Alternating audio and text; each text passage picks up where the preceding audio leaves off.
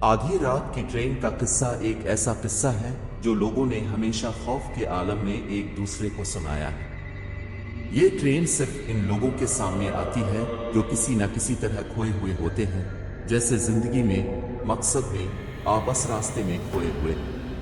آج رات کلیئر ہر لحاظ سے کھوئی ہوئی تھی۔ کلیئر شہر میں بے مقصد گھوم رہی تھی، اس کا ذہن اداسی سے بھرا ہوا تھا۔ حال ہی میں اس کی نوکری، گھر اور سب سے بڑھ کر اس کی پیاری ماں اس سے بچھڑ گئی تھی۔ شہر کی معمول کی رونق اب بوجھل محسوس ہوتی تھی، جس نے اسے ویران علاقے کی طرف دھکیل دیا، یہاں تک کہ وہ ایک پرانے بوسیدہ ریلوے اسٹیشن پر پہنچ گئے۔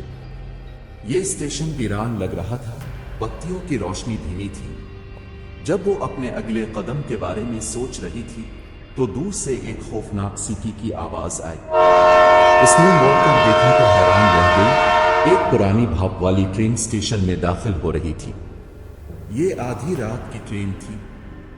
ٹرین پرانی اور سیاہ لوہے کی بنی ہوئی تھی، کھڑکیاں دھندلی اور بے جان لگ رہی تھیں۔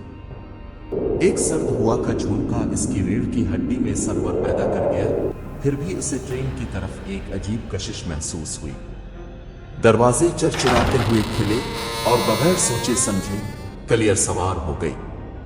اندرونی حصہ باہر کی نسبت بالکل مختلف تھا، بہت خوبصورت اور عمدہ، مگر مکمل طور پر خالی تھا۔ جب وہ راہداری میں چلتی تو ٹرین حرکت میں آنے لگی، پہاڑ کی گڑگڑاہٹ نے ایک عجیب، بے چین کرنے والا ردھم پیدا کر دیا۔ کلیئر نے ایک سیٹ پر بیٹھ کر سرد ہوا میں سانس لی۔ اس نے کھڑکی سے باہر دیکھنے کی کوشش کی، مگر باہر کی رات ایک سیاہ خلا کی طرح تھی۔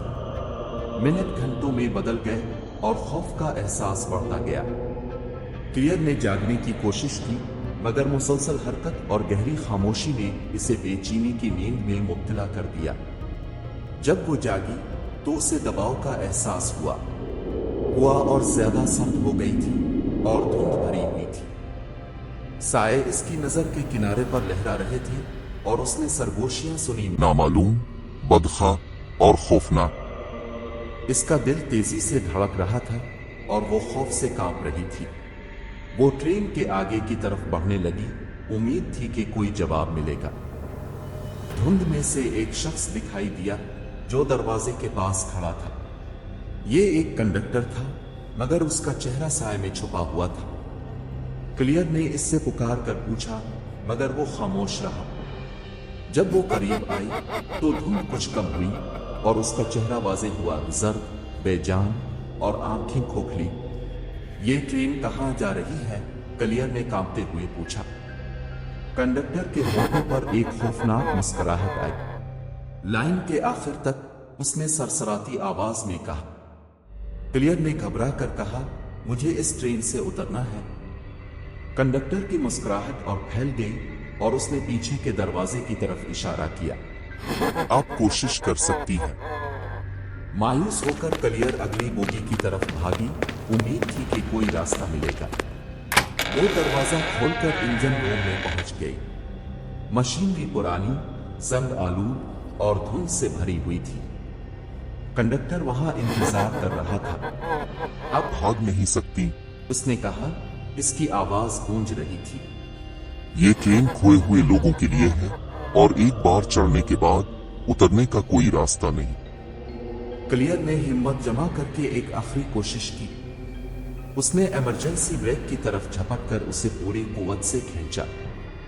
ٹرین چرچراتی ہوئی رکنے لگی، پہیوں سے چنگاریاں نکل رہی تھیں۔ بھوتیا شکلیں چیخیں مارتی ہوئی دھند میں ڈولنے لگے۔ باہر کی دنیا اب بھی ایک سیاہ خلا تھی، مگر کلیئر نے اپنے مواقع لینا مناسب سمجھا۔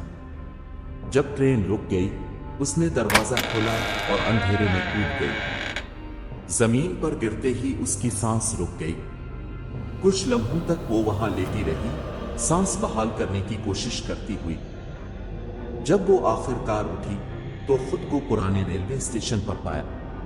آدھی رات کی ٹرین غائب ہو چکی تھی اور افق پر صبح کی پہلی روشنی نظر آ رہی تھی۔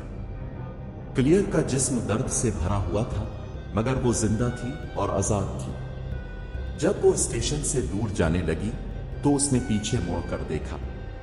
आधी रात की ट्रेन की कहानी सच थी और वो उसके खौफ से बच निकली थी। उसने अहद किया कि वो अपनी जिंदगी में कभी खोई हुई नहीं होगी, क्योंकि इसे मालूम था कि वो ट्रेन हमेशा उन लोगों का इंतजार कर रही थी जो अंधेरे में ज्यादा दूर निकल जाते।